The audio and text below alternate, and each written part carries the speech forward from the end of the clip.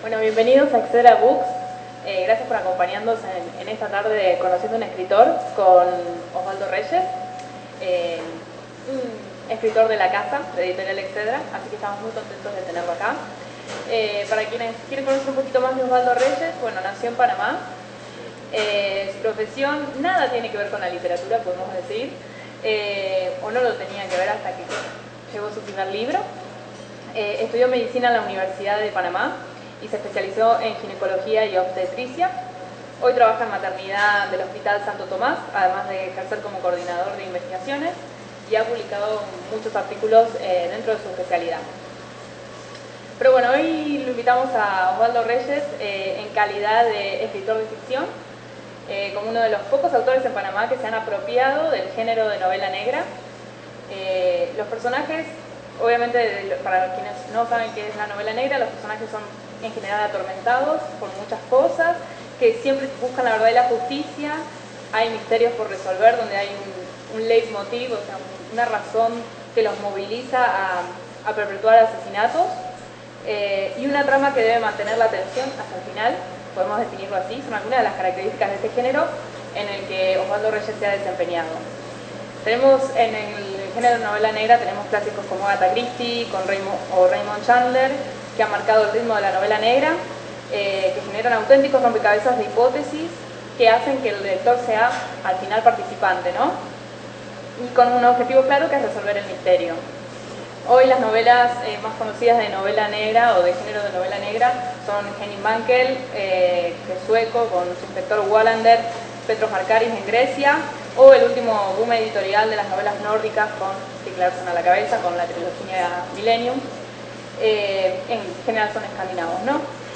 Bueno, en una entrevista que yo le realicé, porque anteriormente yo le realicé una entrevista para el blog de Excedra a Osvaldo Reyes, él me comentaba que Agatha Christie era una autora que lo había inspirado, entre otros, ¿no? Pero Agatha Christie, una de las principales, y que la idea de escribir el efecto Maquiavelo fue porque se había desencantado con un libro que había leído, entonces decidió escribir algo que a él le gustara leer. La primera particularidad en este escenario, donde sucede la acción y lo tétrico de la sutileza en los asesinatos, es lo que primero llama la atención del efecto Maquiavelo, además del lugar donde se desarrollan, obviamente, que es el hospital.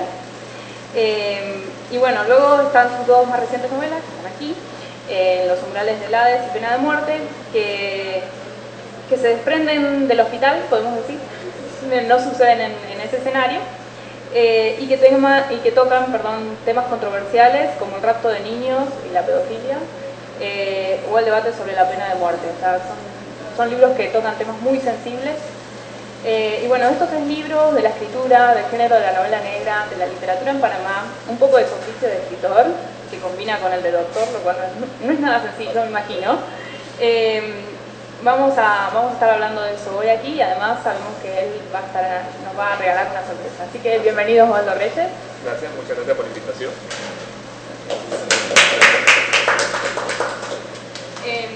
En primer lugar, algo más sencillo, me parece.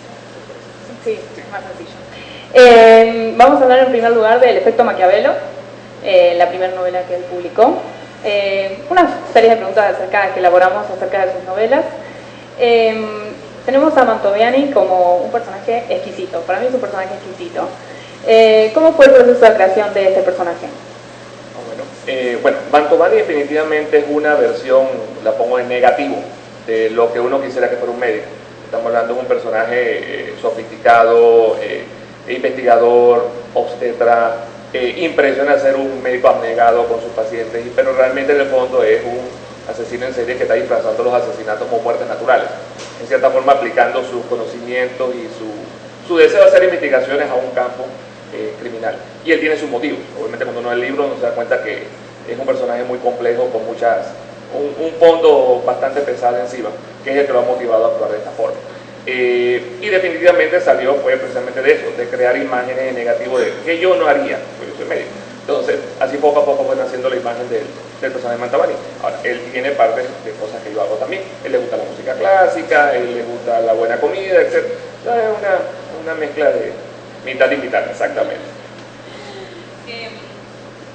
Bueno, por otro lado, las mujeres en la novela esta, Daisy sobre todo, ocupa un rol de apoyo, podemos decir, que es distinto a sus otras dos novelas.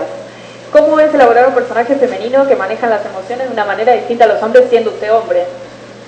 Digo, no es fácil, y definitivamente cuando escribí El efecto Maquiavelo, yo estaba trabajando en ese momento de médico interno en un hospital del interior, así que realmente ni siquiera estaba, como dice, pensando vida de familia, ni mucho menos, así que realmente era yo contra el mundo. Así que el personaje salió realmente de esa forma. El doctor Mantovani, precisamente, se dan cuenta, es un personaje casi principal en esta historia, así que es el personaje que más desarrollé. Y en cierta forma, tocando el punto que mencionabas anteriormente de lo exquisito, Mantovani tiene su club de fans. Si lo busca por Facebook, hay una página de el doctor Mantovani creada por lectora.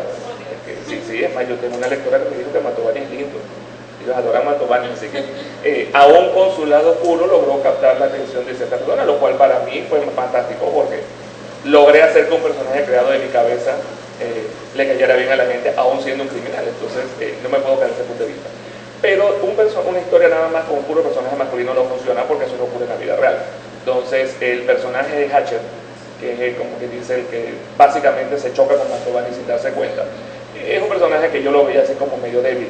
Él necesitaba a alguien que lo apoyara, y nada mejor que una buena mujer al lado que le dé el apoyo y le jale la oreja de vez en cuando de las cosas que no estaba haciendo bien.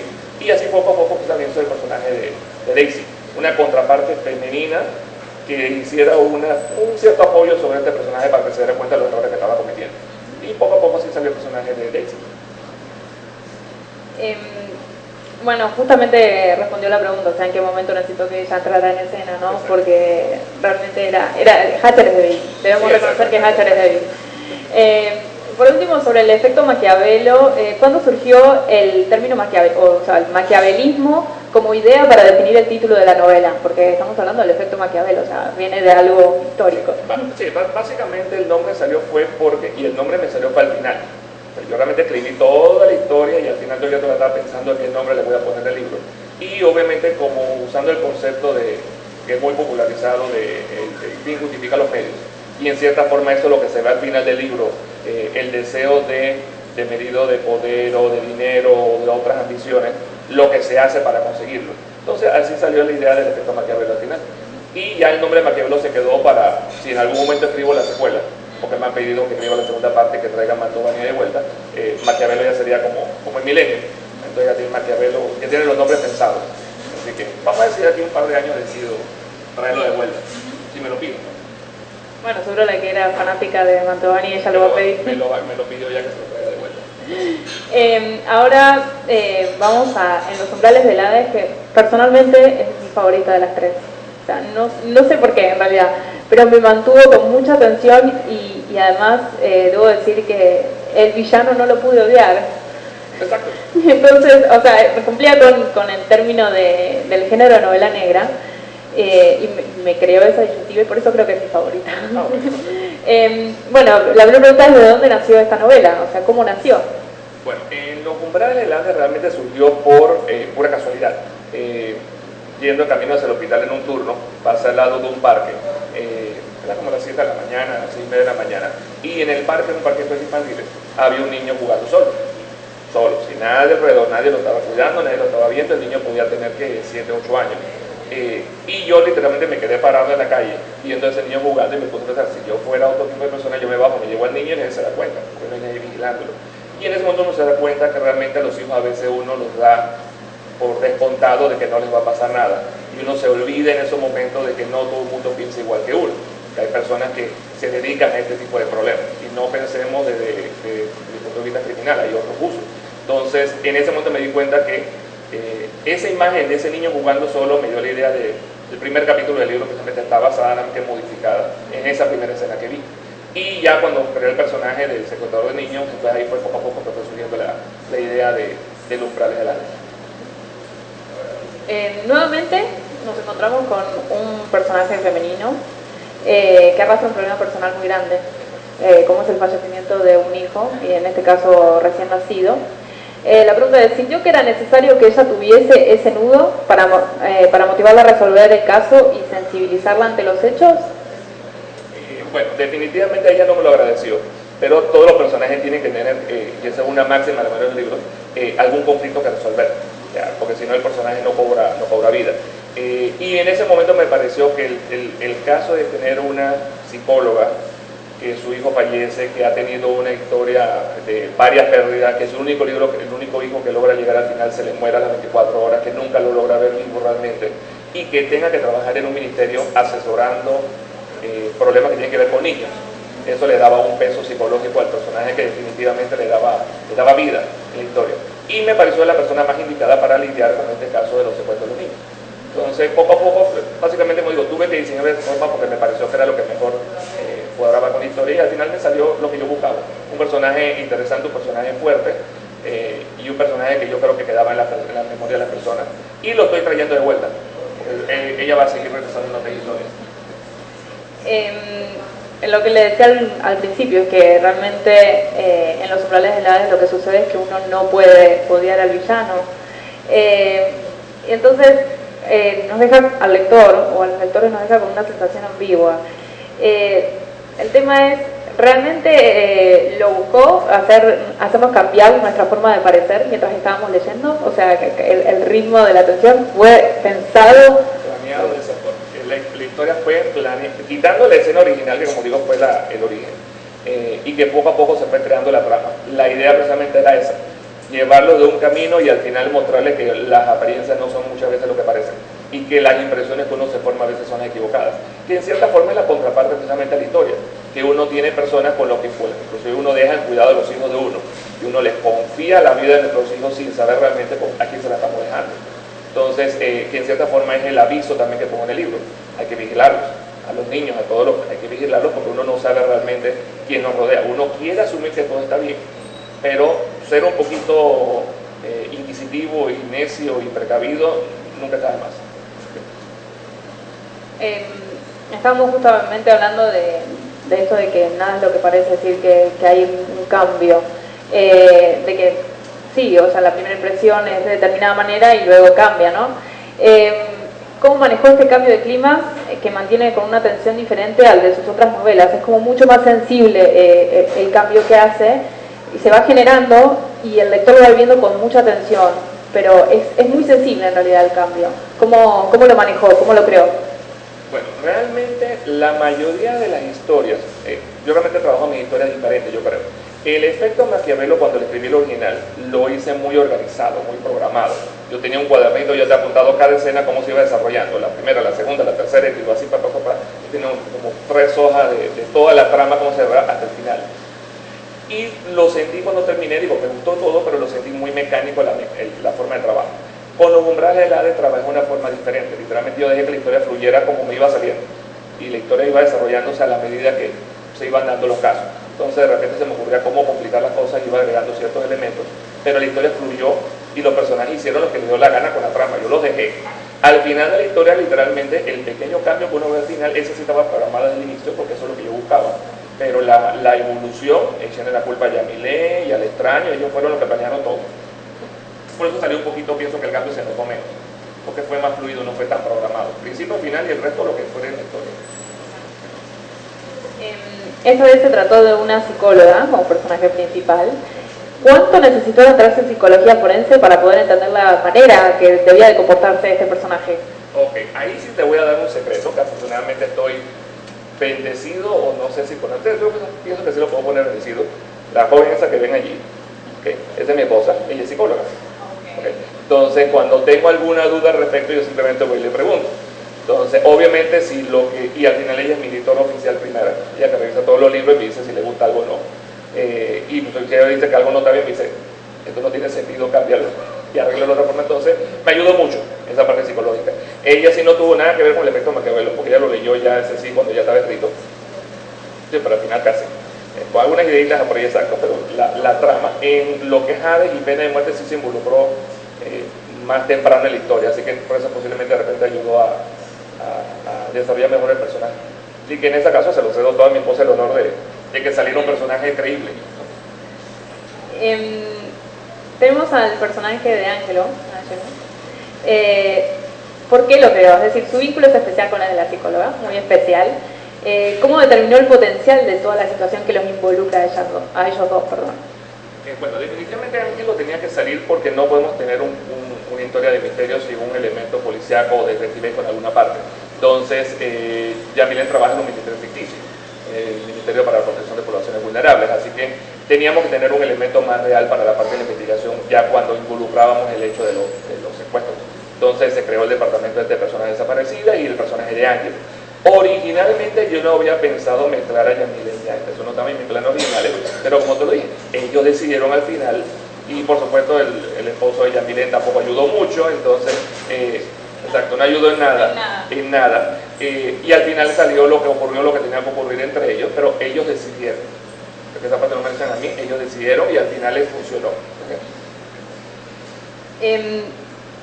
Como decía al comienzo, este libro trata temas duros y crudos, la verdad, como la pedofilia y el rapto de niños, que son centrales para la trama, y están tratados con mucha carga de realidad, que hasta resulta incómodo, debo decirlo, por los abusos mismos que se dan dentro de la familia. Se sabe que es así, ¿no? ¿Por qué era tan importante para usted reflejar estos temas de esta forma? Definitivamente yo trato de que todos los libros tengan algún punto de, digamos, aprendizaje o enseñanza, o que el lector se lleve por lo menos la cosquilla de que hay cosas que no están bien y hay que corregir o ver. Entonces la trama central de este libro de los secuestros de niños precisamente está enfocada en ese punto. No puedo dar muchos detalles porque obviamente me imagino que habrán lectores que de repente no los presenten, pero algunos otros que los han leído y algunos que los querrán leer, y no le quiero quitar la sorpresa en ese sentido. Pero el punto de detallar esa parte del abuso infantil es precisamente eso, darles la señal de alerta de lo que ocurre, inclusive en senos familiares o en centros de atención escolar. O sea, son cosas que pueden ocurrir en todas las partes del mundo, pasan. Todas las ideas están basadas, por eso lo investigamos mucho y lo buscamos, y uno encuentra noticias en internet de cosas que pasan en todas partes, y algunas de esas inclusive lo usamos como base para los personajes. Pero definitivamente esto se dio de esa forma, fue por eso. Ahora, pudo haber sido mucho más crudo, pudo haber sido mucho más cruel, yo medio que lo suavicé, pero al final conseguimos lo que buscábamos. Yo he tenido lectores que me han dicho, lo comencé a leer y leyendo, viendo de qué se trataba, pensé que no era para todo el mundo. Cuando llegan al final se dan cuenta, no, pero este libro hay que dárselo a todo el mundo que lo lea, aunque en el camino sea duro, el resultado final busca o consigue lo que buscamos. Y por eso fueron las palabras finales, y fue el primer libro que puse palabras finales, para afinar ese detallito. Y de cierta forma me gusta la parte de la comunicación con el lector, aunque sea por unas cuantas páginas. Ahora vamos a pasar al último, Pena de Muerte, el último antes de que usted nos regale la sorpresita.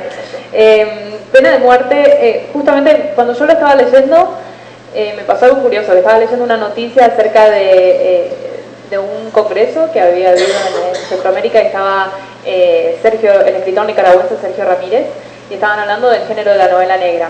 Y lo que decían era la influencia que tienen temas como el narcotráfico, la corrupción, todas estas problemáticas de la región, cómo influyen en la escritura de la novela negra en los escritores locales, ¿no?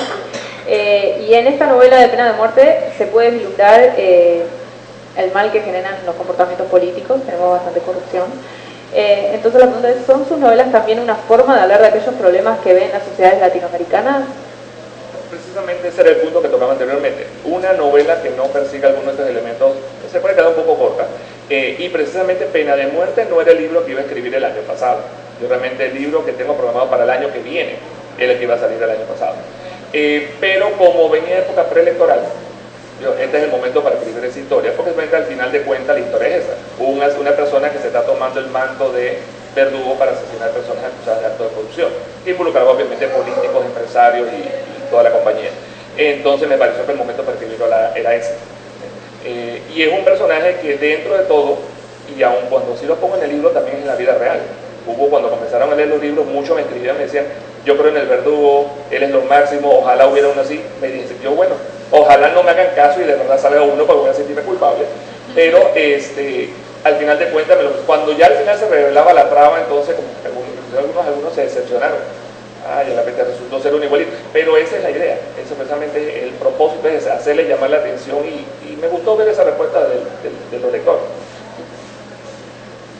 El tema, lo hemos dicho ya, es la pena de muerte, y hay una escena en particular que es cuando empiezan a llamar a la radio y empiezan todos a tener distintas posturas, ¿no? ¿Por qué decidió colocar una escena allí donde justamente se dan a conocer tantos puntos de vista sobre este tema particular? En la idea original, básicamente, de la escena de radio, nuevamente, surgió como hicimos la anterior. Así me salió la historia. Yo me imaginé el verdugo sentado en su cuartito, escuchando la radio, escuchando cómo la gente hablaba de la pena de muerte, y todos estos personajes saliendo.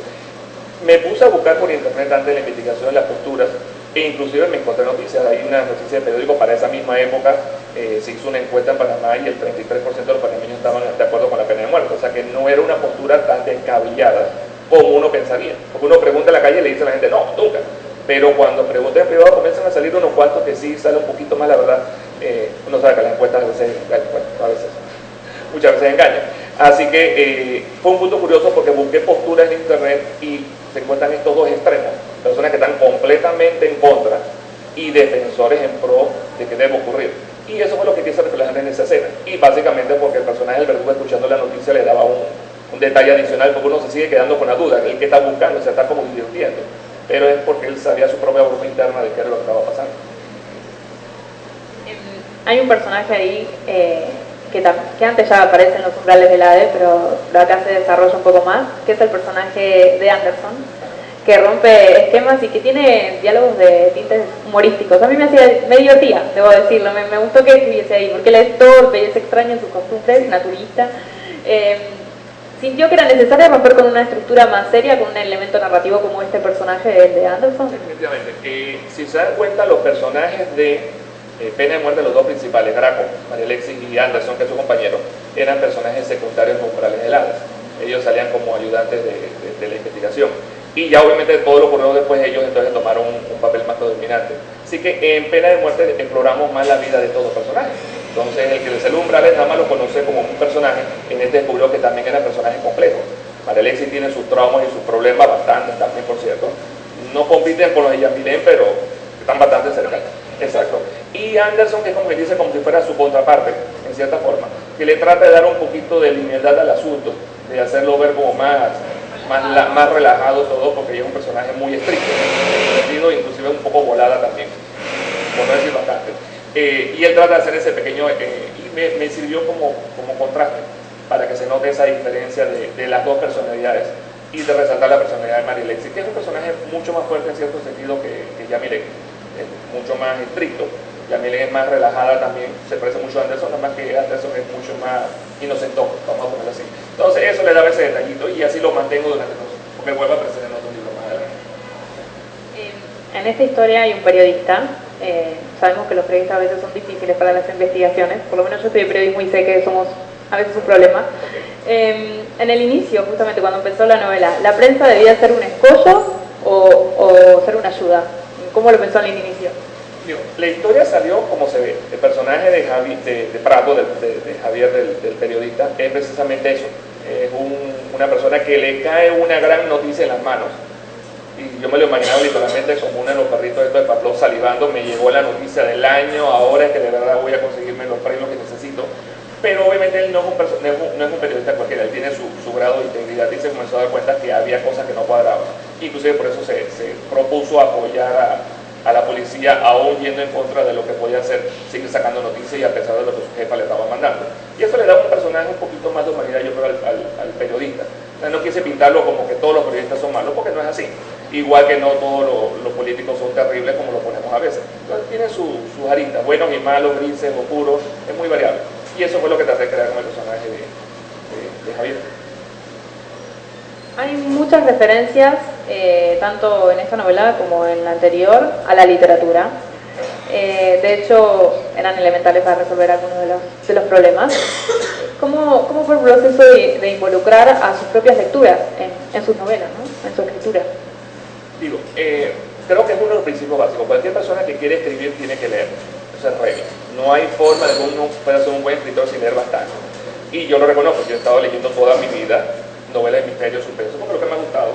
Y cuando el libro me cae en la mano, que puedo leerlo, sigo leyendo, porque cada lector, cada escritor tiene su propia forma de desarrollar tramas, de hablar, de expresarse, y eso siempre ayuda al escritor en sus propios personajes cuando llega su momento.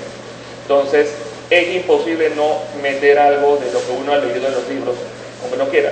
Y me servía para las tramas, entonces decidí aprovecharlo y meter los detallitos.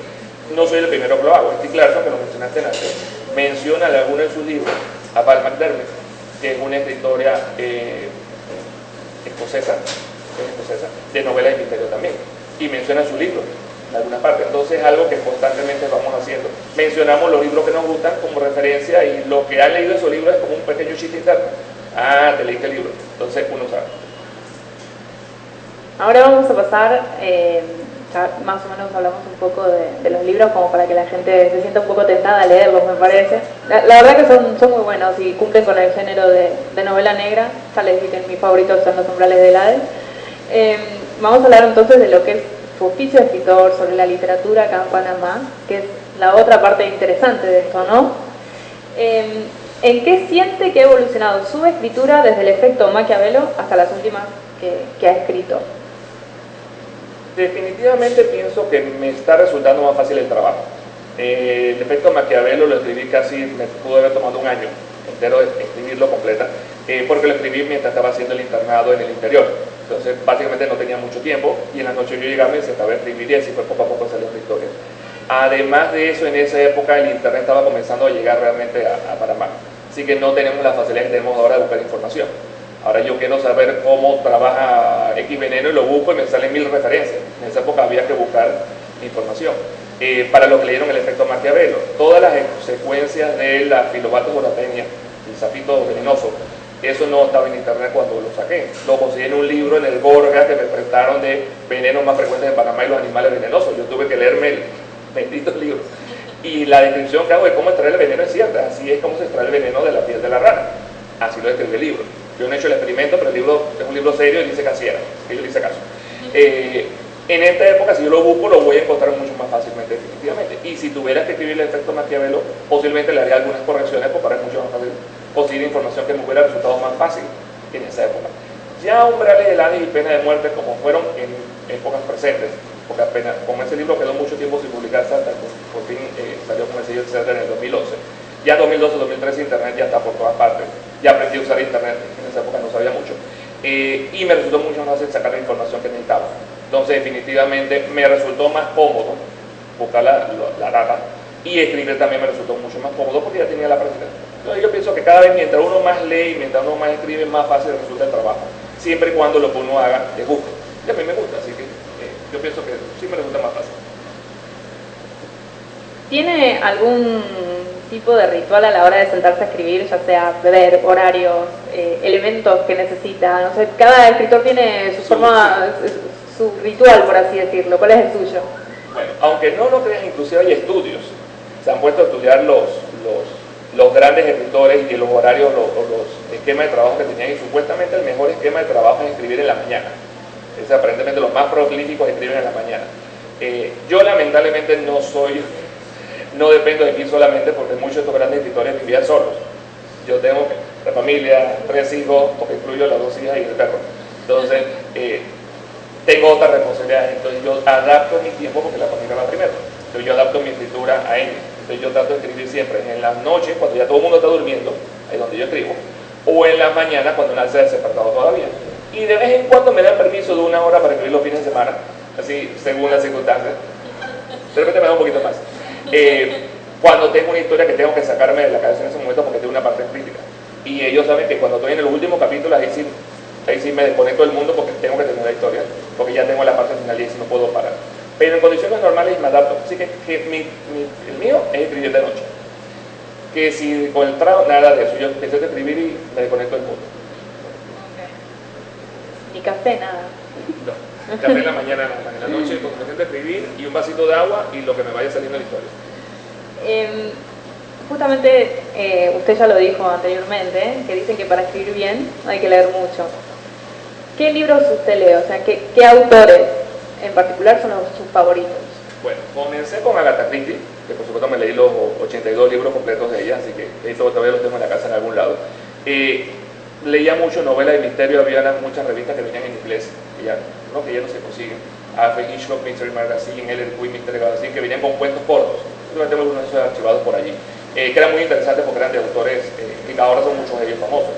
En la época presente leo cualquier libro de novela negra que me caiga en mano, que me llame el título o la trama, lo voy leyendo. y trato de variar. Hubo una época que básicamente solamente leía autores norteamericanos porque es lo que más se conseguía. James Patterson, Connelly, compañía, que tienen libros muy buenos. Después comencé con los nórdicos, Stieg Larsson, John Nesbo, que es uno de los más conocidos en ese sentido, y después me fui con los españoles y los iberoamericanos, que no son muy conocidos, pero hay muy buenos escritores ahí, Lorenzo Silva, y hay libros que uno va sacando los franceses, ¿no? Muchas veces se conocen, y hay muy buenos libros franceses también. Y estoy tratando de explorar cada área en particular, uno o dos libros representativos, y si me gustan, porque hay muchas sagas, los sigo leyendo, entonces estoy explorando todas las áreas. Suráfrica, hay escritores surafricanos muy buenos también, Maya Lum, escriben novela de misterio ambientada en el apartheid, en la época del apartheid 1955-56. Son historias muy interesantes, entonces que uno no conocería si uno no se pone a buscar. Porque, por ejemplo, te acabo de mencionar, lo más probable es que jamás me haya encontrado en Maya Lum. Yo tampoco. Cuando me enteré de esa novela y vi, me llamó la atención, lo leí y me gustó mucho la historia. Ahora me dejó picando con... No voy a ir a buscar. Sí. ¿Qué crees que es lo más difícil de escribir justamente novela negra? Novela negra, el problema es que requiere mucha investigación. ¿Okay? Uno no puede simplemente sentarse a escribir y salir lo que le salga de la cabeza sin haber hecho una investigación previa. Porque, y yo lo digo muchas veces, el lector perdona a uno por otro error mínimo, pero no perdona errores garrafales. Entonces, donde el lector te agarre en una mentira o en algo que no es cierto, no lo vuelvas a tocar. Que es lo que yo hago con lo que yo lo. Como uno de ellos me diga con una cosa que no va y que sea de medicina, que se me prende el foco, yo automáticamente ya no busco la investigación, ya no me gusta. Entonces, lo desecho y sigo con otro, porque hay muchos autores y mucha oferta de novela negra para, digamos, perder el tiempo en alguien que no se toma por lo menos el trabajo de voy a buscarlo para que el lector lo disfrute lo que le escribo. Entonces es muy importante esa parte, pienso yo. Ahora voy a tocar un poco el tema de la literatura panameña, del cual usted es parte de, digamos, y tiene ya 3 libros y dueño de un género junto con Ramón Jurado. Son los únicos 2 que se dedican exclusivamente a la novela negra. Así que está bien representada la literatura panameña, podemos decir. ¿Cómo ve a la literatura de Panamá hoy en día dentro del panorama de lo que es la literatura en Centroamérica, que por ahí tiene graves problemas de distribución sobre todo? No, definitivamente la literatura en Panamá ha progresado mucho, hay muchos autores, los hay, y hay mucho talento, pero pienso que nos hemos quedado limitados a nuestras propias fronteras. Entonces era muy difícil, eso ha ido cambiando, que conociera un escritor panameño en Estados Unidos. Afortunadamente ya con la globalización y los sistemas de internet y los intercambios culturales se está consiguiendo un poquito más de distribución de la información y de los libros y que otras personas en otros países los lean. Y ahora con los formatos digitales es mucho más fácil todavía. Así que tenemos mejor representación en todo el mundo, no solamente en Centroamérica. Pero el problema sigue siendo el mismo. No nos conocen tanto porque estamos muy limitados. Entonces yo pienso que eso es algo que yo espero que vaya cambiando en los próximos años. Y que por lo menos en lo que sea novela negra, estos libros, como yo siempre lo tengo en una página puesta, que ojalá en algún momento del futuro, y ese es mi sueño, se hable de la escuela panameña de novela negra, así como hablan de la escuela nórdica y de la escuela norteamericana, se hable de la escuela panameña. Porque digo, es verdad, solamente somos 2 en este momento que escribimos el género, pero ha habido otros escritores panameños que han incursionado en el área. David Morgan escribió un libro que se puede considerar novela, el texto del género, que fue El silencio de los inocentes, los casos de los inocentes, estoy Tomás Harry ahí, los casos de los inocentes. El doctor profesor Barría, La casa que conocemos, Pernet, El indio sin ombligo, o sea, son novelas que pueden considerarse dentro de la novela negra, pero ellos no han explorado 1, 2, 3 libros acaso. Francisco Jurado definitivamente sus 4 libros han sido igual que los míos también. Yo espero que vayan saliendo nuevos talentos con los años y que nuestros libros les llamen la atención y quieran explorar el género también igual que nosotros, que fuimos enamorados del género por los libros que leíamos. Nada más que esperemos que seamos nosotros, los panameños, que tiremos a Panamá. Bueno, mencionó algunos de los escritores panameños que pueden entrar en el género de la novela negra, pero además de estos autores, ¿qué otros escritores panameños ha leído y ha disfrutado que no sean del género de novela negra? A ver si intentó. No, digo, sí he leído, hay que reconocerlo, la mayoría de nosotros los libros que son de literatura panameña no los escogemos por voluntad propia, nos los asignan en la escuela. Entonces ahí nos tocan lo de María Brinton, lo de Tapia, Desertor, o sea, todos esos libros en algún momento nos han tocado, pero casi siempre son por la escuela. Disfruté muchos de ellos, Alma de Azuero, hay muchos libros, que pude haber disfrutado de literatura panameña en algún momento, pero pienso que nos falta eso, esa cultura de desarrollar en los jóvenes el placer de leer por el simple placer de leer, no porque es una tarea. Y eso es algo que lamentablemente sí requiere, yo creo que décadas de cambio de la forma de pensar de las personas. Eso no va a ocurrir de un día para otro, pero esperemos que este tipo de actividades haga que eso ocurra tarde o temprano. Y tratar de enamorar a los jóvenes con los géneros que les gustan. Entonces, que de cierta forma es por lo que hicimos cierto cambio de género este año con los libros que estoy sacando. ¿Ese cuánto te lo he hecho? Justamente te iba a preguntar eso. Te iba a preguntar si le gustaría escribir en otro género. No tiene que estar en sintonía con lo que estaba diciendo. Ok, perfecto. No, digo, yo siempre dije, y lo sigo diciendo, yo voy a escribir novela negra, siempre. No me van a encontrar escribiendo novela romántica, no me van a encontrar escribiendo novela erótica. 50 sombras de Grey no me va a salir nunca en mi pluma, porque no va conmigo, no.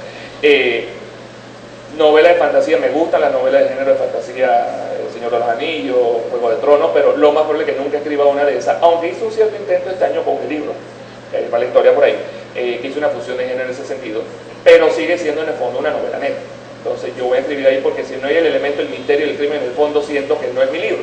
Entonces no lo voy a hacer, no me sale si no hay algo que más. La historia la pienso comenzando por ahí. ¿Qué trama puede hacer que llame la atención del lector? Y después de ahí sale la historia. O una imagen que me llame la atención y de ahí sale el libro. Pero de que me vaya a salir de otra forma. Yo sé que es difícil para los lectores, los que somos lectores, elegir un solo libro favorito. Así que no le voy a preguntar cuál es su libro favorito. Le voy a decir cuáles son sus favoritos. Que sé que me puede decir 3 o 4 que estén ahí en el top 10. Ok, Silencio de los Inocentes definitivamente está en la lista. Thomas Hardy, Hannibal Lecter, está en la lista. Los de Agatha Christie te los tendré que poner casi todos, pero si tengo que coger alguno te voy a poner El asesinato en el Regreso del Oriente, Asesinato en el Nilo. Básicamente esos dos yo pondría como favoritos en esa secuencia. Los nórdicos, Jon Esbo tiene muy buenos libros también, si lo ponemos allí. La trilogía de Millennium también es muy buena. Lorenzo Silva tiene muy buenos libros también. Pero si me preguntan los favoritos, yo me quedaría con eso por ahora. Patterson no lo puedo dejar por fuera, la serie de Alex Cross. Por lo menos los 2 primeros libros están entre mis favoritos. Along Came Spider y Kissy Girls, que hicieron películas al respecto. Eso parece bastante libros, pero los libros definitivamente son superiores. Sí, definitivamente. Siempre es así, siempre es el libro va a ser mejor que... Todavía no he encontrado uno que cumpla las expectativas. El Señor de los Anillos puedo, pero hasta ahí. Si alguien quisiera comenzar a escribir novelas negras, ¿qué recomendación le daría a un autor? Sobre todo esto que estábamos hablando de que estaría bueno que los panameños también escribieran. ¿Qué recomendación usted, como escritor de novela negra y como un fanático de la novela negra también, del lector, qué recomendación le daría? Okay. Si va a escribir novela negra, lo primero que tiene que gustarle es género. Así que yo asumo que es alguien que ha leído novela negra. Y el primer consejo sería leer mucha novela negra y nuevamente no enfocarse en una escuela. No digo, porque somos muy frecuentes, por ejemplo, de la escuela norteamericana, que tiene sus autores, uno puede encontrarse sorpresas donde uno menos espera, muy buenos libros, muy buenas tramas, muy buenos personajes, pero hay que buscarlos. Entonces a veces uno se deja influenciar mucho por la propaganda, y lamentablemente los que reciben más propaganda son los que siempre terminan siendo bestsellers. Y uno olvida libros que no son bestsellers porque simplemente no han recibido buena propaganda. Y si más gente lo descubriera, de repente llegarían a esa categoría. Así que eso sería lo primero, leer mucho. Y segundo, sentarse a escribir. No sirve de nada tener la idea que yo quiero sentarme a escribir y tener la computadora, pero puede ver cuando escribo. No. Y yo se le decía, inclusive en la primera feria del libro, se le decía a las personas que escribieron, yo escribí el efecto Maquiavelo en un año. Uno se siente a escribir una página por día y en un año uno escribe un libro de 365 páginas. Generalmente uno no va a escribir una página porque uno trata de mantener la secuencia, pero por lo menos 1 o 2 páginas que uno trate de sacar, se puede. Ahora, no podemos poner más estrictos. Stephen King, él decía que si uno no escribía menos de 10.000 palabras por día, uno no se merecía ser llamado escritor. Que 10.000 palabras son más o menos como unas 5 o 6 páginas en términos, 5 o 10 páginas más o menos en términos generales. Entonces depende de lo que uno quiera, qué tanto uno quiere escribir. Pero mínimo la página diaria, porque uno poquito a poquito saca el libro. Es eso, sentarse a escribir y no buscar excusas. Dicen que eso es lo más difícil, de sentarse a escribir. Sí. Usted, hay algo muy particular en relación a la promoción de sus libros, y es el uso de book trailers, que hay pocos autores panameños que lo han hecho, y no todas las casas editoriales lo hacen con todos los libros. O sea, en general se hace con bestsellers, con los que quieren que sean bestsellers, ¿no? ¿Cómo surgió la idea de utilizarlos justamente para promocionar sus libros? Ya que es una idea muy novedosa y además usted los protagoniza. Y están muy buenos, debo decir que están muy buenos, a mí me dejaron picando. Ah, perfecto. Bueno, lo de los book trailers realmente me surgió por pura casualidad. Con la cuenta de Twitter y las redes sociales que uno instala, me llegó la cuenta de una página que se llama Book Movies, que en ese momento estaba comenzando, que son precisamente una página donde hay trailers de libros, puestos por los autores o la casa editorial, etc. Y uno puede entrar en la página y ver trailers de diferentes libros, y ahí tienen que separar los libros por género, de repente uno busca novelas policíacas, y uno puede encontrar trailers llamativos, trailers aburridos, pero todos esos book trailers de diferentes libros están en esa página.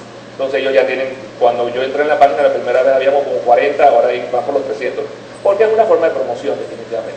Cuando vi los trailers me di cuenta que son trailers relativamente cortos y sencillos, me puse a pensar, pero realmente no es tan difícil. Y comencé el primer trailer, fue con El Umbral del Hades, ese fue el primero que hice. Entonces ahí salió la hija de una amiga de mi esposa, amiga de nosotros también, mi hija sale en una escenita, un amigo de ella sale en otra escena, porque daba la historia, porque eran, exacto, tus manos salen también, las manos de ella también salen. Ese fue el primero. Después de ese hice el de El Efecto Maquiavelo, que ese se salvo solamente yo porque nadie quería hacer Mantovani, así que me tuvo que conseguir. Yo nada más que la sombra, no se me ve la cara porque no quiero quitarle la ilusión a los que se imaginaron otro tipo de cara, por eso no se ve nunca el rostro de Mantovani, para que se sigan poniendo el rostro que ellos quieran. Y Pena de Muerte, que fue el último. Entonces yo voy a seguir siempre tratando de sacar los trailers de los libros. Porque una es una forma de promoción y otra forma es de llamarle la atención. Hay personas que son muy visuales, entonces de repente ven el video, les llama la atención y buscan el libro para saber de qué se trata o quieren leerlo. Y definitivamente es algo que se debe recomendar, o sea, se puede hacer, no es fácil, requiere un poquito más de imaginación y tener cierto conocimiento tecnológico para armar un video, pero es una experiencia divertida. Yo lo disfruto, los trailers es una experiencia, el camping, el tour de fin de semana de camping. Exacto, ellos lo disfrutan mucho porque filmamos y arreglamos y es una experiencia entretenida. Un poco hablamos de las cosas que le dicen los lectores. Por ejemplo, hay una que hasta está enamorada de un personaje siniestro, debo decir, y está enamorada. ¿Cuáles son los comentarios que con mayor frecuencia le hacen sus lectores en relación a sus libros? Bueno, todo el mundo hace comentarios diferentes, depende de qué libro estemos hablando. Obviamente que les gustaron mucho, que cuando saco de vuelta a tal personaje, me piden que traiga de vuelta a Mantovani, cuando traigo de vuelta a Yamilé, mira que me están diciendo que cuando traigo. Les prometí que voy a traer a Mantovani de vuelta. Es más, Mantovani tiene un cuento corto, para aquellos que no lo sepan, pueden entrar en mi página web, que ahora yo les digo dónde queda, y hay un pequeño cuento corto de Mantovani, que ocurre entre el final del libro y el último capítulo, más o menos por ahí, ahí va la escena de ese cuento que se llama De las cenizas. Básicamente como para complementarlo, porque era el cumpleaños de Mantovani y me pidió que contara esa parte de la historia. Entonces, esa parte salen allí. Entonces, me piden esto los personajes cuando regresan, o me preguntan algunas historias, algunos me cuentan anécdotas de lo que les pasó. Por ejemplo, con Mantovani, todos saben aquí lo que han leído o conocen el libro, que Mantovani es un asesino de embarazadas. Y hubo una lectora que compró el libro, no lo comenzó a leer inmediatamente, y salió embarazada. Entonces, ella leyó el libro estando embarazada. Entonces, ella nos cuenta, me lo conté en la feria del libro, me cuenta que cuando llegó el momento del parto, aparentemente su obstetra no me adora, me detesta, porque gracias a mí literalmente pasó, me imagino, con un control prenatal bastante escabroso, al punto que ella me contaba que cuando nació el bebé le dijo, asegúrate que esté vivo, que se lo lleven bien, a mí no me importa. O sea, y yo le digo, lo siento mucho, pero qué bueno. Quiere decir que el libro le escaló a tal punto que se imaginó que podía pasar algo así en la vida real. Entonces, para un escritor eso es una sensación impresionante, porque conseguir provocar emociones en un lector, aunque no fuera verdad, porque me lo han preguntado también si son historias verídicas. Le digo, no, eso es ficticio, yo no estoy haciendo una biografía allí, yo no soy Mantovani de verdad, y si fuera no se los voy a decir tampoco, pero básicamente eso es lo que buscamos. Bueno, eso era un poco de conocer más el lado de escritor, que digo, debe ser bien difícil combinarlo con su profesión de doctor, ya que usted escribe de noche, digo, no debe dormir demasiado. Y ahora, bueno, justamente porque ha trabajado tanto, nos gustaría que nos mostrara el regalo que nos va a mostrar las próximas novelas. Sí, exacto. Bueno, para este año, para los que quieran conocer que estamos trayendo para esta feria, estamos trayendo 2 libros. Así que, porque me estaban pidiendo que escribiera más rápido, inclusive porque se quedaron cortos, ya se le acabaron los libros, cuando saco más. Como premisa, para que sepan, realmente estamos sacando 2 libros, tengo como, ¿cuántos van? 3 más escritos ya, que están casi listos, pero esos están archivados, porque no se pueden sacar todos al mismo tiempo, así que irlos sacando poco a poco. Pero este libro, este año estamos sacando 2. Una colección de cuentos cortos, se titula 13 gotas de sangre, porque son 13 cuentos cortos. Todos giran alrededor de los mismos conceptos de crimen, misterio, suspenso.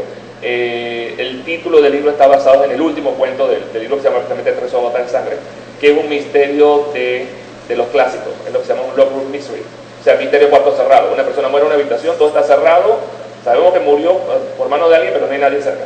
Entonces, uno de esos misterios clásicos que eran de la época de Agatha Christie, que se me gustaron, entonces decidí traerlo a un ambiente más moderno, trayendo un detective, que es el modelo clásico de la novela negra, y porque lo estoy pensando usar en un personaje en una futura historia, entonces quería traerlo como de pantallazo para que ellos lo fueran conociendo. Así que ese 13 gotas de sangre. Esa portada no se la puedo mostrar todavía porque todavía no hay diseño. El otro libro es una fusión de novela negra y novela gótica. Se titula La estaca en la cruz. Este es el nombre oficial del libro, así que ya me dieron permiso en la tarde para revelarlo. Y para los que están aquí presentes puedan poder ver la portada. Lamentablemente los que están viendo por live stream no van a poderlo ver, tienen que estar aquí. Porque todavía la portada la están trabajando, pero la imagen oficial es esta. Ahora yo se les enseño a los que están aquí cuando apagamos la computadora, para que lo conozcan. Es una novela, surgió realmente por culpa de mi hija. No le voy a echar la culpa, pero fue idea de ella. Ella tiene 11 años, está en la época esa de las novelas de crepúsculo, novelas de misterio, vampiro, gótica, etc. Y un día me dice, se me sienta cuando estoy escribiendo, buscando una imagen, porque internet me dice, papi, ¿por qué no me escribo una novela de vampiros? Novela de vampiros. Respondí como normalmente haría en ese caso. Pero después me quedé pensando, digo, se puede hacer, no se me había ocurrido hacerlo. Pensé escribir la novela para ella, hacerle un regalito, hacerle una novela para ella, una novela de vampiro para ella. Una cosa corta que me saliera bonito y que a ella le gustara y ponerle a ella el personaje.